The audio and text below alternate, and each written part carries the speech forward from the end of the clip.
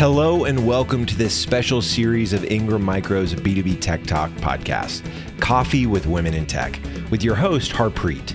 This is a show where incredible women in technology share their stories and successes. Why should a woman consider a career in tech? Well, that's exactly what we're going to talk about in this series, where you'll learn why tech is just the place to be for women.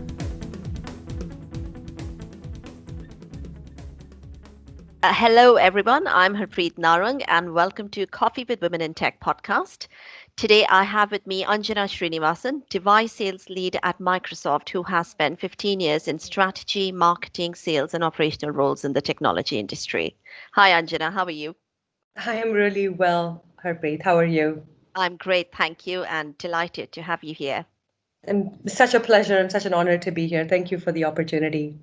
Thanks. Pleasure's all mine. Let's talk about your career path because, my goodness, you've had such a wide breadth of roles: sales, marketing, operations. Wow. Yeah, I think that, um, being a learner all my life has really been the motivating factor. It's incredibly humbling to skip disciplines, feel like you don't know anything, and start from the very beginning. It helps you go back to the fundamentals and rebuild. And I guess that's how it's been so far, and hopefully it continues. It's definitely interesting this way. Yeah, it definitely sounds very brave as well. I must ask, is there a specific area that you've enjoyed the most? That's really interesting. That's an interesting question because I did think many times in my life that, now I'm going to settle down, I'm going to be a marketer. Now I'm going to settle down, I'm going to drive things in operations because, it's XY.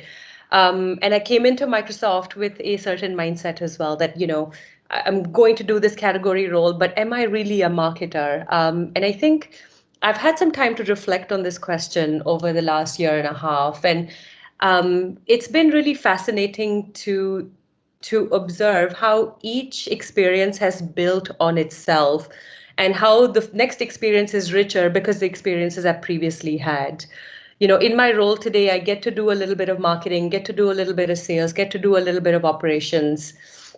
And because of that, and because I've had those experiences, the current role that I'm in feels the best role. And I think each role is enhanced by those other roles that I've done.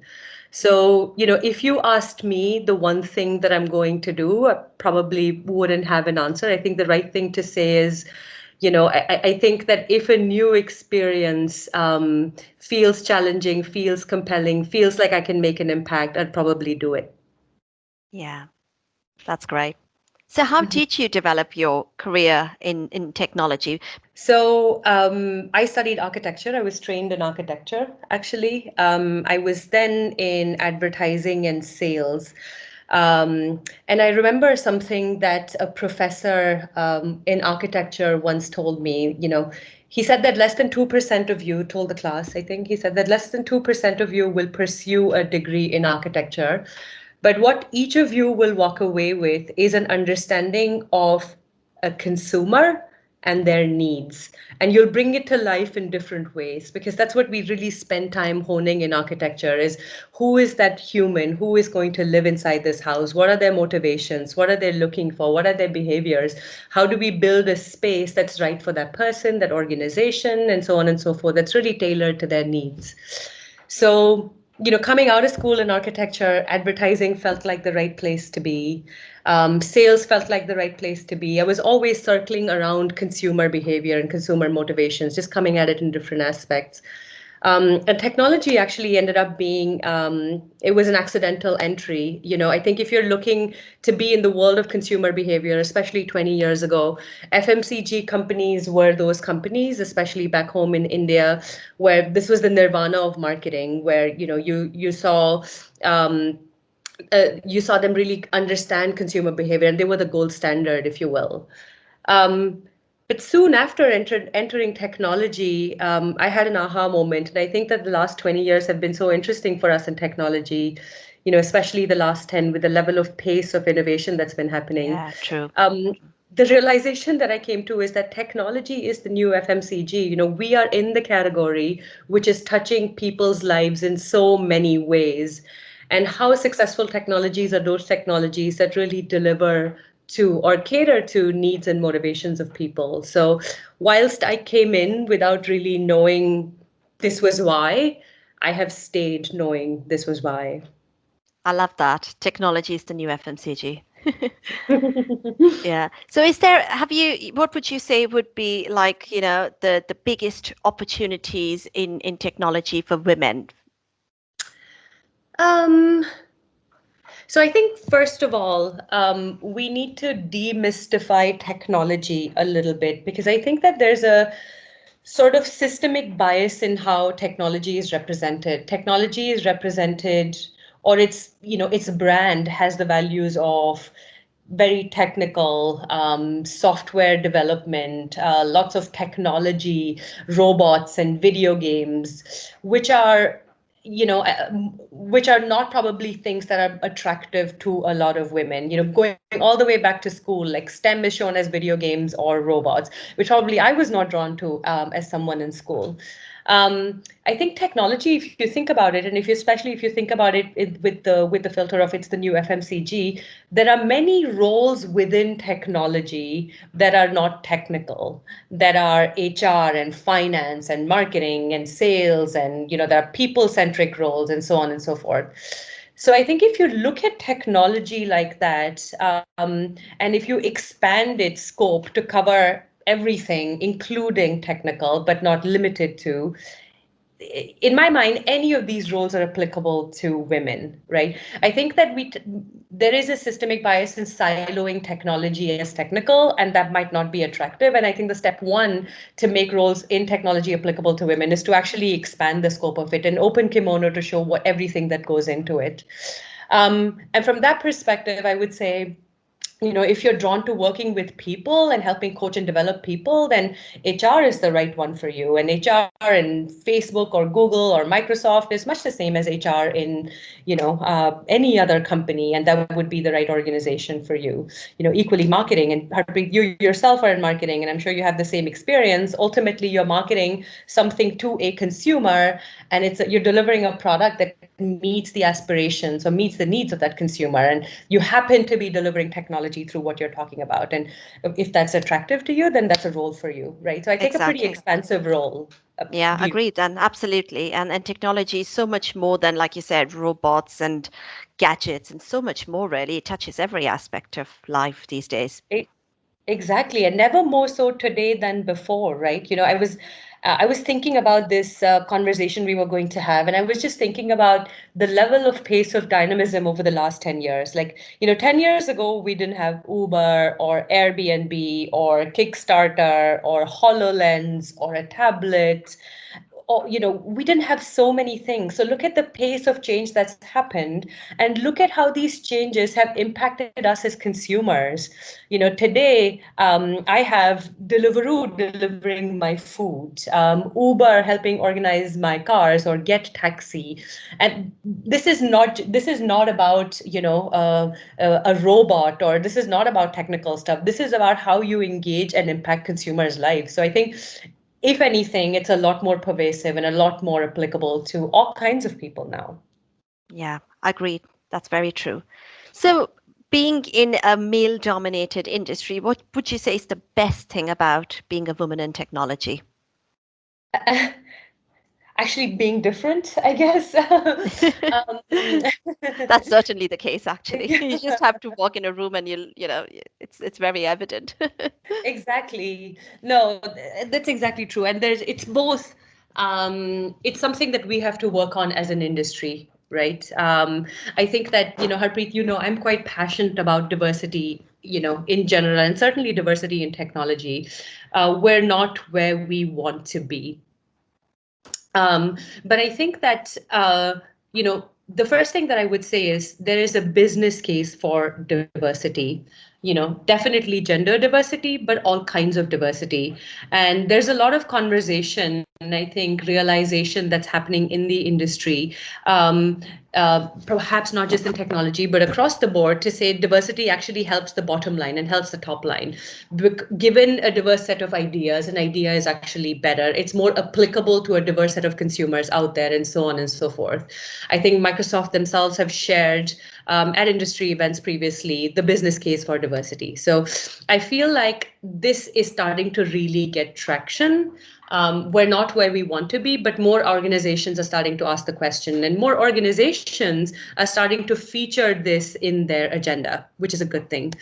I think being a woman in technology, we have an incredibly important role to play to drive this agenda forward, right? Amongst other things, right? But certainly, I'm a big believer in women helping other women.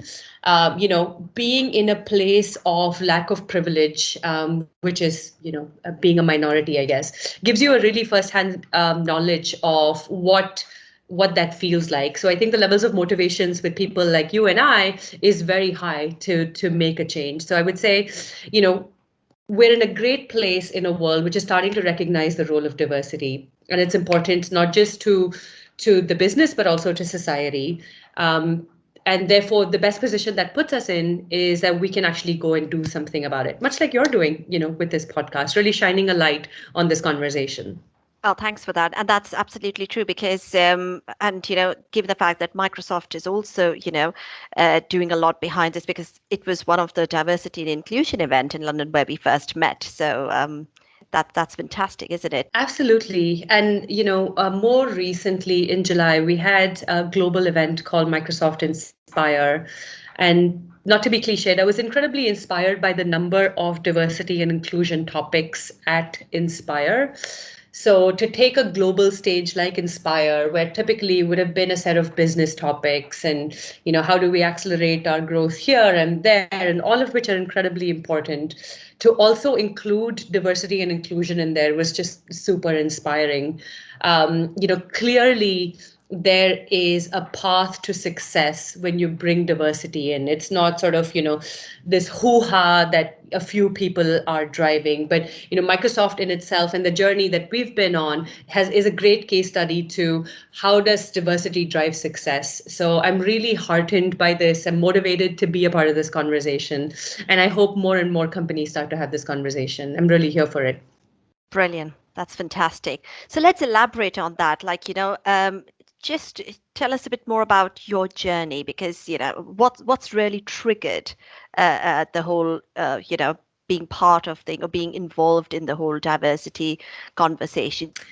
Absolutely. I think that I'm in a really luxurious position of having both inclusion and exclusion in my life. And I think that, I think that when you're excluded, you understand the value of inclusion, but you can channel that into resentment. But having been included really helped me understand the power of inclusion, and therefore, my passion to drive inclusion. Certainly at the workplace, certainly for women, but more broadly for all diversity as well. So I'll take you back to where I've come from. I've come from, India. It's a country that many people know. I was born a woman, which is certainly a minority, in India. You might be deeply familiar with the experience that some of us can have. It is a society that's quite male dominated. So growing up as a woman, I have had periods in my life where I haven't felt as excluded. I haven't felt like I have belonged. I haven't felt like I was the preferred majority, if you will. And I think that, the lack of privilege is something that really helps you understand, what privilege can feel like if you have it. There's this interesting saying, privilege is invisible to those who have it. You don't realize how lucky you are unless you don't have it, right? So as equally Absolutely. not having it gives you a good seed to what you don't have. I then went on to become a woman in technology. And as you and I have just discussed, India is no different. There is far fewer women in technology. And I think that, what that leads to is systemically, institutionally, those places are not built for women, right? Long work days are the norm. So if you are somebody who wants to be a caretaker back home, it's not really built for you. And in order to succeed, you need to, put in those long hours. And a lot is changing, Harpreet. I want to caveat that, but that was my experience 20 years ago, right? A lot has changed in the positive direction, but this is my story. And again, I had to make several sacrifices to be at the workplace, which I couldn't have made if I had a family, if I did not have, the ability to, work long hours. I did not have to feed someone back home, et cetera, et cetera. I then went on to live outside of the country where I became a different kind of minority, right? And that comes with its own experiences, right? Yeah. Being, random checks at the airport are not so random, et cetera, type of experiences. So these are experiences that really help me understand exclusion. And exclusion is almost, I think we've shared, exclusion is almost a physical experience. It feels like, it feels like pain. But I was super lucky in parallel because what also happened to me was, through the workplace, through the relationships that I had built, I did experience inclusion. And I was at a point in my life where I was at a crossroads that many women are, do I go and, live in another continent with then my boyfriend, now my partner, to go pursue a life? Or do I climb the career ladder because it seemed to be going really well in the place that I was in? And I was afforded the opportunity to actually go pursue my relationship and pursue my career at the same time. The organization and my manager put the faith in me that I could do what I needed to do from a very different place. And I had many other such experiences which really balanced out the exclusion that I felt at some points in my life, which really made me passionate about inclusion and really understand the power of inclusion. So, I feel like it is my job, therefore, to pay it forward. I want to create a world for my son, for our kids, where it is easier to live the lives that they want. It is more equal opportunity. I'm very conscious that I'm standing on the shoulders of the women before us, and equally, I want to be a part of that network and the matrix where our kids can stand on our shoulders and we leave a better world for them. It seems super lofty, but I am super passionate about it, and I feel like anything that I can do to make a difference, I absolutely will. And that's such a great way of looking at it, isn't it? Because when I first heard you talk at that event, Microsoft's diversity and inclusion event, I could see that passion. And to be honest, you are already making such a great difference. So, and that's Thank again a you. very fantastic way of looking at this and paving the way forward. Thank you so much. Thank you. And I think we're in this together, right? I think that I can't do this alone. Together though, and the more network of people that we get into it, and the more decision makers get into this, which they are, I think we can really make a difference. And that's just an energizing idea that we're actually able to make a difference to create a better world. I'm in. Yes, and it's so important to take others on the same journey as well, both men and women. So they Absolutely. both have a role to play in this whole conversation. So absolutely. Very Absolutely. interesting. So now you have worked with big brands, like you said, O&M and Lenovo and Microsoft, but equally, you've also created a very strong personal brand in your professional life. I mean, everybody I speak to, I just have to say your name, and there's a string of praise that follows. Oh, wow. You're very kind. Everyone's very kind. So how have you gone about doing this, building that strong personal brand, which I'm sure is a huge asset in a workplace, isn't it? Absolutely. And that's a really good question, Harpreet. Because I think that some of the things I have done myself, which is what I've learned from, is not bet on myself enough. And I think that, this has really come from a series of learnings. So I'm really happy to share. So I think it wasn't always this way. So I want to say this, and I am a work in progress, and I will continue to be. So I want to make this super accessible to anyone listening, that, this is a journey, this is a new journey for me, and it's a journey, right? It's not a pinnacle. I'm not where I want to be. And, it's not that I've decided a destination, but it's a work in progress. But a few things that I learned in my life was to really, number one, find the seat at the table. And I had a very inspiring mentor in Sheryl Sandberg. She's not a personal mentor, although I did send her an email once telling her that she's amazing, and she responded, which is very cool. Um, but I came across Sheryl Sandberg many, many years ago when she first became, the Facebook COO. She did the TED Talk and so on and so forth. And she has this concept of sitting at the table. And it really resonated with me. I was a young 20 something in, granted late 20s, something in Lenovo in India. And, especially in a male dominated world, as women, we sort of find the cracks to fit into. We don't want to create commotion. So if there are no chairs at the table, we'll literally sit at the back of the table. Or, if there's no coffee at the table, I'll bring the coffee to the table. If nobody's talking about taking notes, I'll take notes, type of thing. And that was absolutely where I found myself all the time. And listening to Cheryl's TED Talk was really seminal. And I started to research her and learned a lot more about what she was saying. And this concept of sitting at the table was something that really resonated with me, because it physically wasn't something I would do. So um, um, then number two was probably just survival, just like, surviving in a male dominated world. Often we'll find that women are lost to speak, right? Share their opinion or be vocal. I was definitely one of them. And I would leave the meeting and then go to my boss and say, hey, listen, you remember you were talking about that? I had this idea and that would be amazing. And I had this idea and that would be amazing. And I would find that, and he would just be open and tell me, why didn't you share this in the room, Anjana? That would have been great to hear your point of view in the room, and so on and so forth. Right. So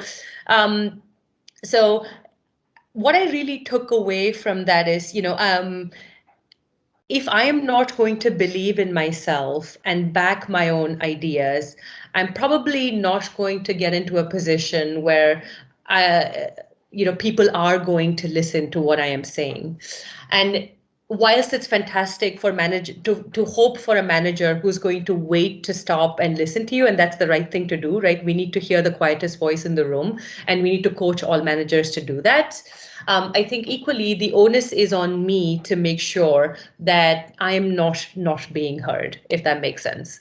So it was a huge stretch. It was a leap of faith at some point in time to get myself that seat at the table.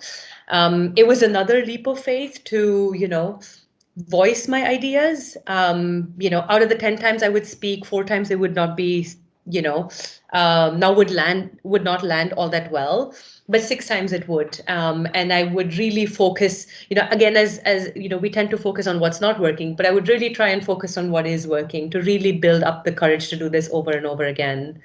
And the third thing I did was just made really uncomfortable decisions. So, if it is a media event, if it is a presentation, if it is anything, just sign myself up to doing it so that I then prepare, get to do it, and face my fears a little bit more again and again. I will tell you that even today, before I get in front of a few people and present, I get nervous.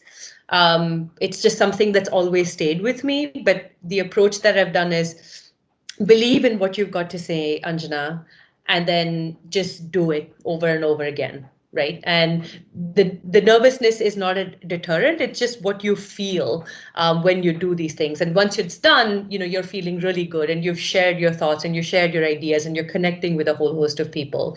And I've gotten more comfortable with that nervousness today. I guess once you put yourself in that uncomfortable position again and time again, you just get used to that discomfort, and then it becomes Exactly. nature.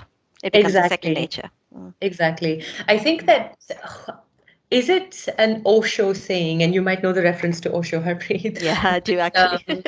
Courage is not the absence of fear, right? It is the ability to live with it. So, I would say that, like I said, till date, I have nervousness when I'm presenting. I have nervousness when I'm standing in front of a group of people. And, a lot of people tell me, I don't think you look nervous, but I am, and I prep a lot for that nervousness, but I present through it and I'm better at it at the end of it. And that helps me, next time.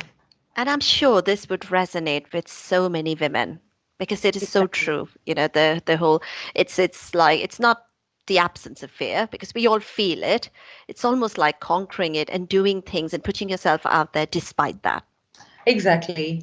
And I think that the at least what I hope to leave, with the audience and sharing this is that it is so normal to have fear. The fear is not should not be a deterrent, right?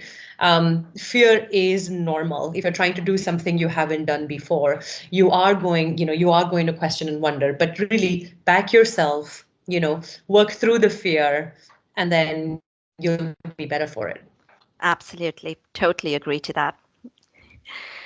So, is there anything you've done in terms of training to drive your career in technology? Is there any advice you can give to women outside of technology, something they can do in terms of training? Absolutely. So, look, like I said, if you think about technology quite expansively, you've got all kinds of roles within technology, right? So HR, marketing, finance, sales, supply chain, logistics, da da da da. There's a whole bunch of roles. So I think step one is just figuring out what what is the right role for you, what meets your strengths. And I think it's really important to operate from a focus on strengths, because that's what will give you contentment, that's what will give you peace, and that's what will give you a feeling of satisfaction. So, internships are a really good idea. I would hugely recommend them because it's a great way for us to get into an organization, see the different roles that exist in an organization, and then really feel what really works for you. The second type of thing that I would really recommend is mentorships. I think, uh, a lot of women or men will be accessible to mentorships to a lot of people who ask for it. Help comes to those who receive it. And I know that there are mentorship programs that are out there. I'm currently working on one as a mentor right now, where we're helping BAME community people explore Microsoft and look at the different opportunities and really coach them through career opportunities, right? So there's several organizations that are out there that help facilitate links with companies like Microsoft and several other companies that are out there. Once you've kind of locked in on an area of expertise or a mentorship, really leverage those things to get your teeth in, I would say.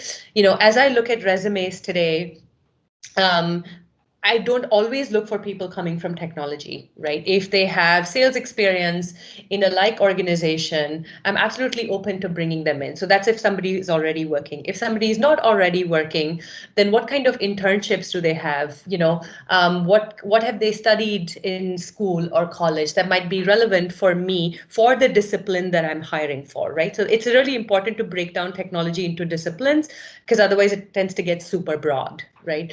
And the third thing I True. would say is identify mentors, go and ask for help. And once you have a mentor, you have that coach in a tech company or outside who can really help you find a leg into that company or those type of organizations or roles that might come up. But really, my big mantra is break it down. Don't look at it as technology. Look at it as, technology that empowers people, but, I want marketing or things like that. That will really help navigate much better. Fantastic advice. Yeah, that's great. So talking about these internships, so if somebody wants to find out more information, they simply go to Microsoft website, then they look at the disciplines they might be interested in, and then take it from there, correct? Absolutely.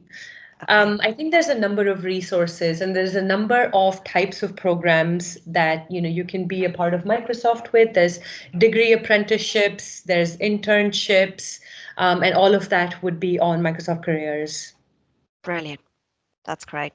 So how have you gone about choosing your mentors? How do who would be the right fit? Is there almost like a thought process there? How do you choose Absolutely. mentors? 100%. And I think, I mean, to be honest with you, um, my best experience of this has really been at Microsoft, where there is a significant focus on development, right? Both personal and career. And I think what's really helpful is to have some kind of a plan slash possibilities framework, if you will, right? I know that it can be daunting when somebody asks you about your 5-year plan and you're at the beginning of your career journey and you don't know where you're going. Or maybe your career has developed quite organically and you like to keep developing it organically, right? So it really depends on where you are in your career. But what I would say is be intentional. A plan or a possibility document is what you know at that point. It's not something that you're wedded to, but it helps you draft some kind of a guidance plan or where you would like to go. It could be to, I want this role 20 years from now, if you have that kind of clarity. I didn't. Or it could be to, like, I approach it as these are the two types of roles I'd like to see myself in based on what I know right now. And identifying those two types of roles in the future really helped me say, okay, if I want to go to role A, this is what I really need to build in myself. And this is the strength I need to harness. And I worked with my manager, I worked with HR to identify who could really help me get that. Sometimes it's someone but sometimes you need to go out there with an idea and ask the world, ask the universe to conspire for you. And I did the same thing with role B, right? Or in role B, this is what it'll take for me to get there. I actually know someone who could really help me get there, and I reached out to them. And the second piece of advice is don't be afraid, right? I think that there are very, very well-meaning people in this world today, and if you ask the question and they're able to help you, that's fantastic. If they're not able to help you, they will likely point you to someone who can. Or at the very worst, they will be super thankful for the opportunity, but say, probably not for me this time, which is not the worst thing in the world, right? Yeah. Ask for help. Ask for help when you need it, either with HR or either with the mentor directly. And most people would actually feel flattered to be Absolutely. asked. Yeah, Absolutely. 100%. that's great. So, for a woman outside technology right now, if you could say one thing to her, why should she consider a career in technology? Well, I mean, I'm super biased and I want all women in technology. So this is perhaps going to be a little bit, extra. We would love that. But I think if you're someone who is motivated by having significant impact on consumers' lives, working on something that's deeply pervasive, that's touching everyone's life, in every way possible, then technology is the field for you, right? If you think about it, we wake up in the morning looking at technology, not a great habit, but we do. If we want to meditate and calm down, that's in technology, right? If you're using a Calm or a Headspace app, your work is in technology, you're organizing your kids' lives in technology, you're meeting your friends, you're staying connected with the world in technology, and then you're entertaining yourselves through technology. There isn't a more pervasive discipline for you to be in. And if that level of impact and pervasiveness motivates you, please come join us. That's fantastic advice. And yeah, I'm like, if I'll I set wasn't if aside. I wasn't in tech already, I'd be Yeah. motivated to be part of tech just listening to that. But that's genuinely how I feel because that's genuinely what technology is, right? Exactly. And you're absolutely right. And it's only when most of us, we land here accidentally. And it's only when we come here we realize, wow, what a place to be. Yeah, What a no, dynamic, fast-paced place to be. exactly. And it's only going to get more and more fun. The pace of innovation is only going to be fun, continue to be fun. Exactly. Absolutely. And we'll be part of it. We'll be part of the fun. Exactly. One thing I ask every guest on this podcast is if you could time travel, what advice would you give to your younger self? Oh, wow.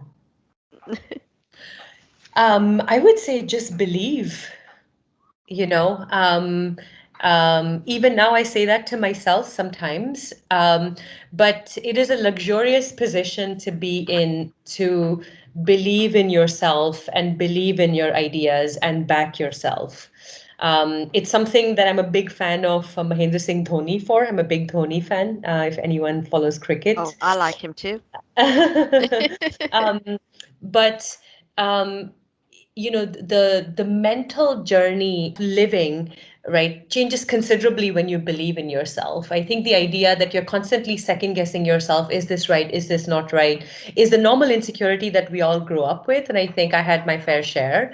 And if I could not have that, and if I could believe in my ideas back in the day, I would have grown up a happy teenager, a happier teenager. I was a very happy teenager. I would have been happier. Anjana, it's been really fantastic talking to you. I mean, I could keep chatting on with you. It's been so much fun. Oh, thank you, Harpreet. This has been really fun. Thank you so much for the opportunity. It has been an absolute pleasure to have you on this podcast, and thank you for sharing your story and journey with all of us. You are an inspiration. Oh, thank you. And you are too, Harpreet. Thank you so much for doing this. And thank you so much for shining a light on this important conversation. And thank you very much for joining me today. And thank you to everyone for listening. Bye for now. Cheers. Bye-bye. Thank you for listening to this special series, Coffee with Women in Tech, from B2B Tech Talk with Ingram Micro. This was hosted by Harpreet Narang. Tune in again to listen to another great story. To not miss an episode, subscribe today in your favorite podcast platform.